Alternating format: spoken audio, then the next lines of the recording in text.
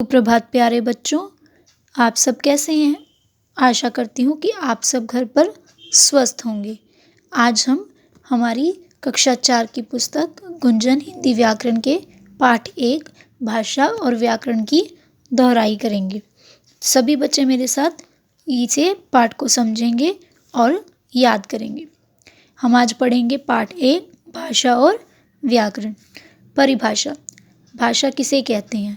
भाषा वह साधन है जिसके द्वारा हम अपने मन के भावों और विचारों को प्रकट करते हैं तथा दूसरों के मन के भावों और विचारों को जानते हैं। तो भाषा क्या होती है?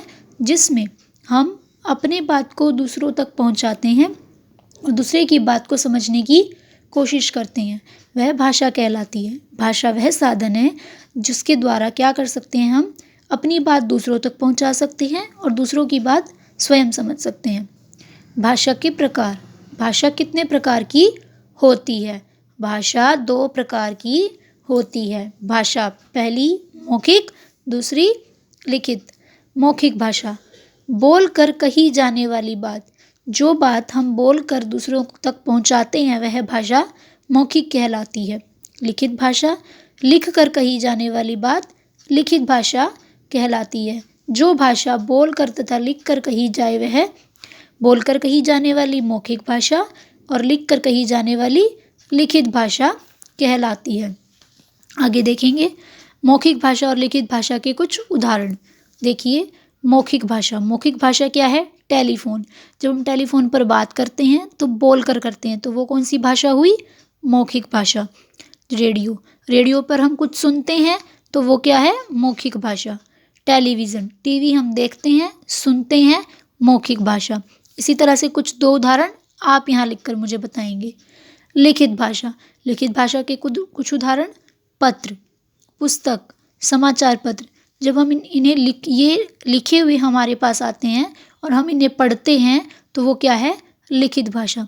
मौखिक भाषा को सुनकर समझा जाता है और लिखित भाषा को पढ़कर समझा जाता है। लिपि। लिपि किसे कहते हैं?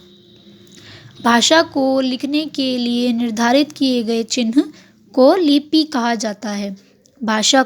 इस भाषा को जो भाषा बनाई गई है उस भाषा को लिखने के लिए कुछ चिन्ह की निर्धारित किए गए हैं। उन निर्धारित चिन्हों को हम लिपि कहते हैं।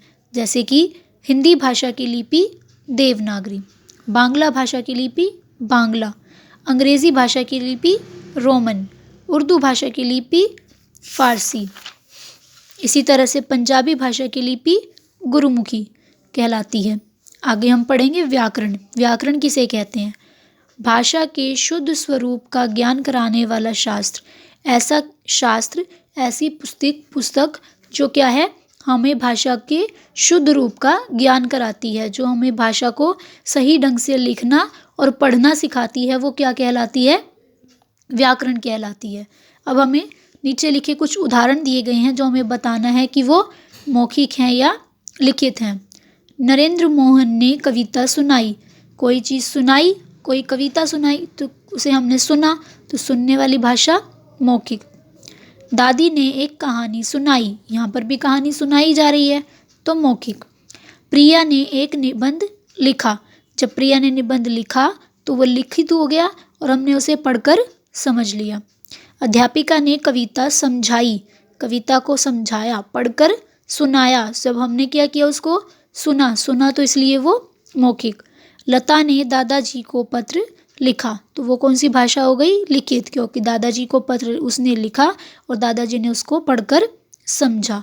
इस तरीके से इस प्रकार से मौखिक और लिखित भाषा के बारे में हमने आज पढ़ा। अब आज आप सभी बच्चे इसे अपनी पुस्तक में, अपनी नोटबुक में लिखेंगे और याद करेंगे। धन्यवाद।